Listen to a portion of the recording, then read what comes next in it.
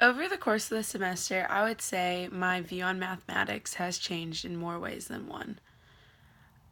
Before coming into this course, I viewed math more as something that I only did in the classroom or because I had a homework assignment that I needed to finish or some sort of testing to get to the next level of education.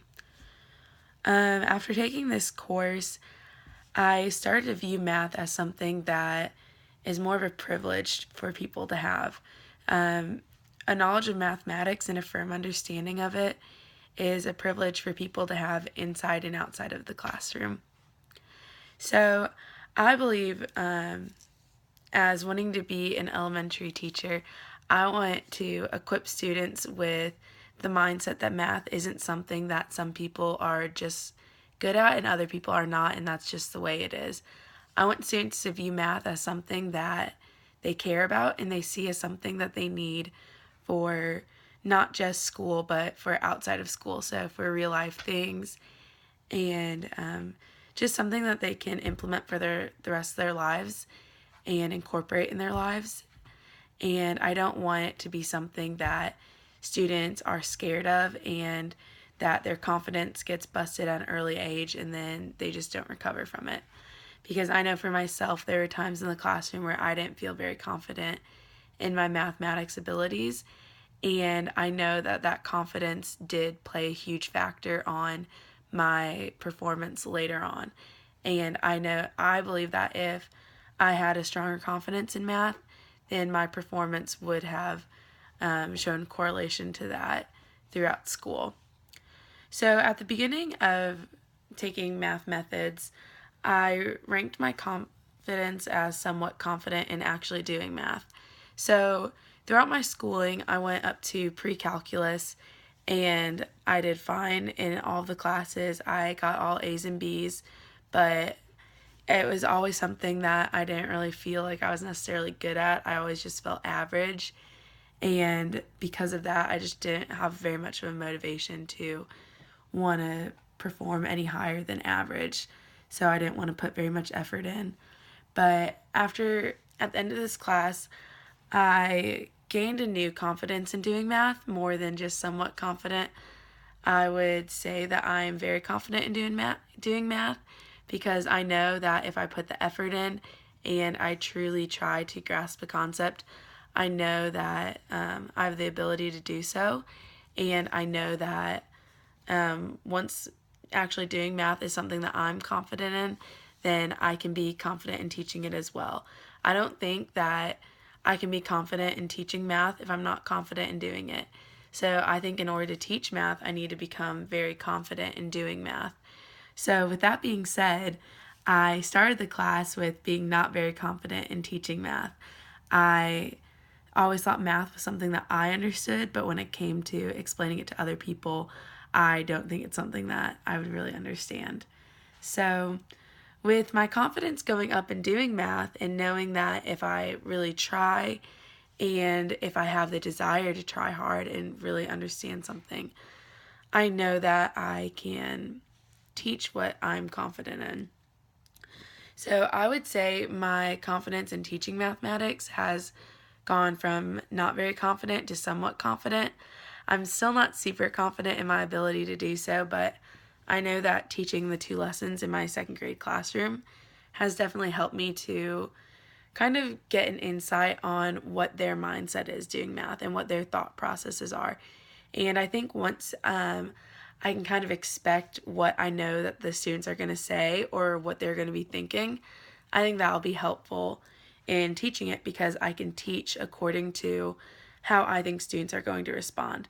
And I also think that in the future, knowing my classroom and knowing the individual needs of each student will also be a factor, and that will help me with feeling more confident with teaching, and I can adjust lessons and make modifications to meet the needs of students, which will lead me to become more confident in teaching it.